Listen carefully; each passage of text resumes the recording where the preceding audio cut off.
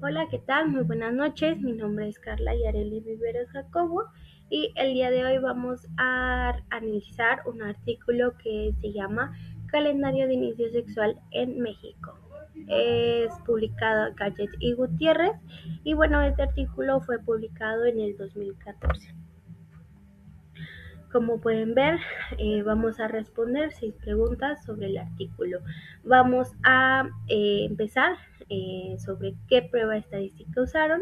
Vamos a revisar cuál es la variable dependiente. Vamos a revisar los grupos que compararon. También vamos a ver el supuesto que sí y no mencionan. Y bueno, al final vamos a revisar y comentar los resultados.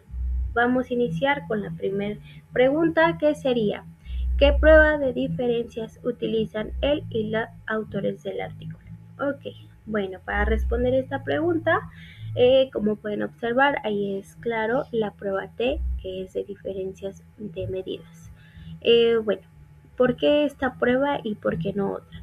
Porque ellos no están comparando edades promedio, ellos lo que están comparando son proporciones, es decir, que el porcentaje de personas que iniciaron su vida sexual antes de cierta cantidad, perdón, de cierta edad.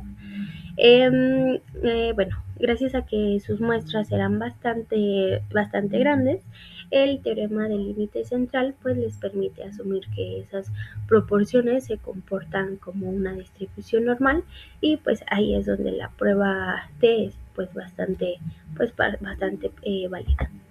Vamos con la siguiente pregunta, que es: ¿cuál es la variable dependiente? Muy bien, bueno, pues la variable dependiente en este estudio es la proporción de personas que iniciaron su vida sexual, es decir, el porcentaje de hombres y mujeres que pues ya tuvieron su primera relación sexual. Pero bueno, es bastante importante mencionar que no es cualquier proporción. Los autores eligieron 2 edades de corte muy específica, como lo pueden observar. La primera es antes de los 20, pero bueno, ¿por qué no?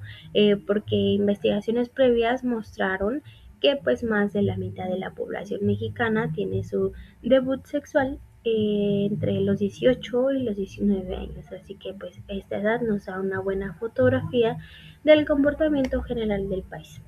Ok, bueno, la segunda, como pueden observar, es antes de los 16 años. Esta mide el llamado inicio temprano.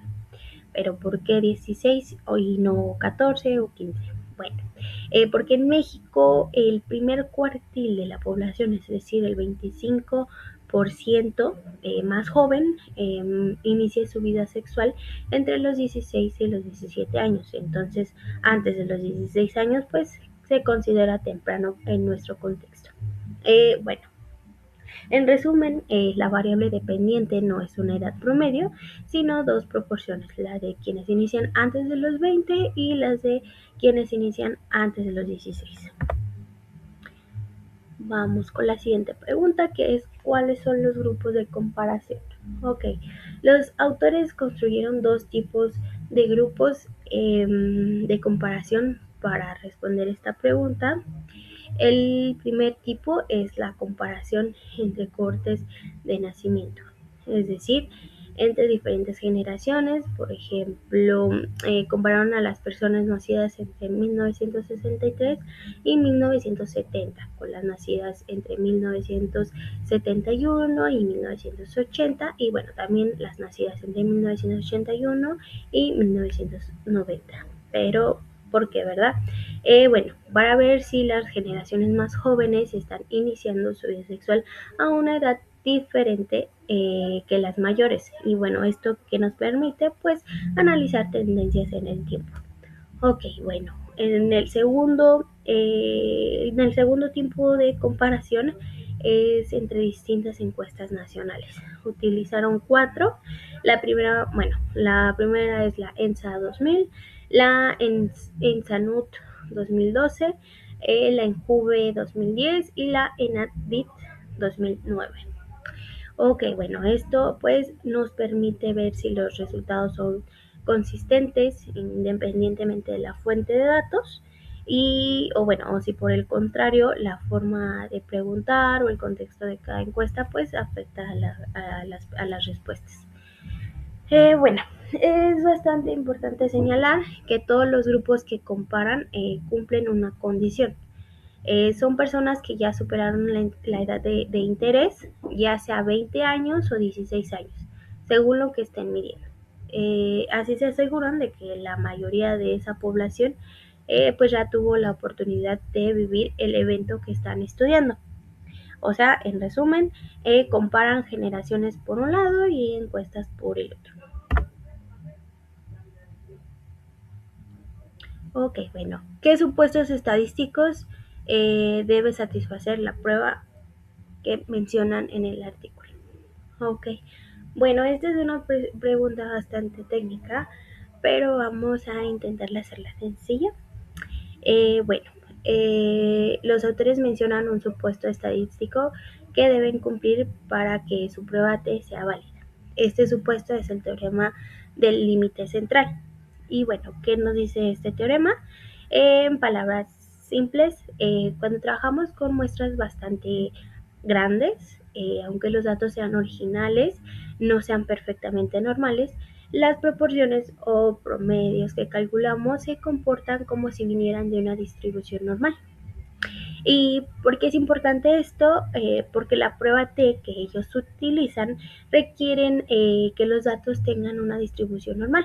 Y bueno, gracias al teorema del límite central y como sus encuestas tienen muestras enormes, estamos hablando de miles y miles de casos, pueden estar pues tranquilos. Las proporciones que comparan sí se pueden aproximar a lo normal. Ok, bueno. Los autores son muy claros en esto. En el artículo, específicamente en la página 142, escriben textualmente: el uso de la prueba T se justifica considerando que por el tamaño de la muestra y las proporciones analizadas, de acuerdo con el teorema del límite central, es posible pues aproximar la distribución de las proporciones a la distribución normal. Así que si mencionan este supuesto y es el teorema del límite central. Ok, bueno, vamos a la siguiente pregunta, que es: ¿señalan todos los supuestos estadísticos que deben satisfacerse o les falta alguno? En caso de que falte alguno o algunos, menciona cuál o cuáles son. Ok, bueno, aquí viene el momento crítico de nuestro análisis. Los autores señalaron todos los supuestos estadísticos que debe cumplir la prueba. Eh, la respuesta sería no, pero como vimos en la pregunta anterior, ellos sí mencionan el teorema del límite central para justificar la normalidad de sus proporciones. Y bueno, eso está muy bien.